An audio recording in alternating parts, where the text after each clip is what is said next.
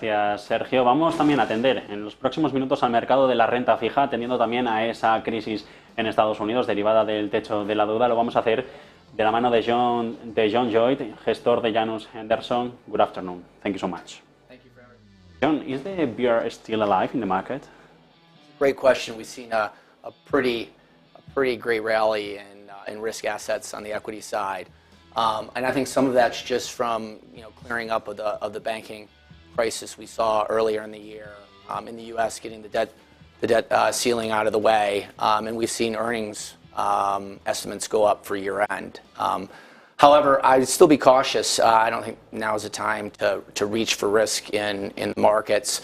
We've had a Fed and ECB tightening cycle that's been unprecedented in speed over the last three decades.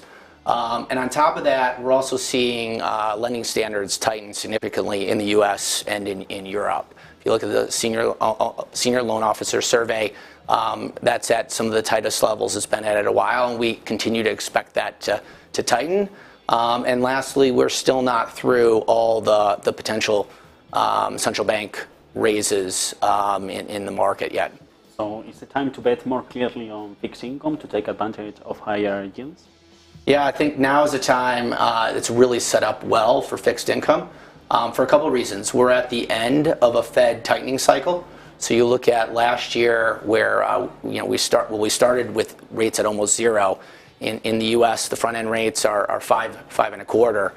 So you have a big yield cushion now in your portfolios to play with. So I think fixed income is a way to get great yield in your portfolios without overextending it on the risk spectrum into a potential recession. So talking about central banks, the news in this week about monetary policy, what should we expect from the Fed and Jerome Powell next Wednesday? Yeah, our view is we'll see a conditional pause. The market right now is not pricing a rate increase for the meeting. There's a potential rate increase priced into the market for the July meeting. And I think our other view at Janus Henderson is that the Fed will likely be higher for longer. So we won't see rate cuts through the end of this year. We're going to have to see CPI data start really coming down to the 2% target that the Fed has before we're at a rate cutting cycle. But once again, I think for fixed income, it's a great time to get into the markets and not fear duration because we're at the end of that cycle, not the middle or the beginning point.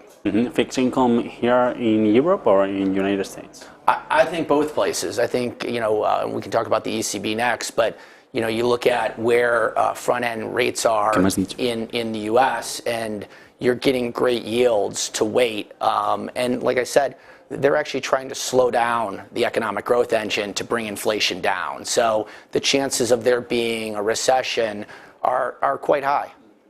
And in Asia?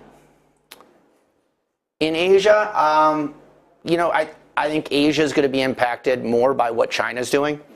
And China was in a reopening stance, and so you saw some pretty healthy growth there, but that seems to be sputtering out as well. And there'll be, I think Asia is also going to be tied to what happens in the U.S. and Europe with their economies. From the ECB, Lagarde will be able to control all the situation we have here. Yeah, if you look at inflation, I think generally across the U.S. and in Europe, it's a similar story. We are seeing core inflation rates both in Europe and the U.S. starting to come back down, but the ECB is not done. So I would expect another 25 basis point hike. And she's hinted that there could be more to come, and they're not predicated on anything that the Fed does, so they could act independently going forward. John Lloyd, gestor at Janus Henderson, thank you so much for being at Negocios Televisión. Thank you for having me. Nosotros vamos ahora con el cierre de los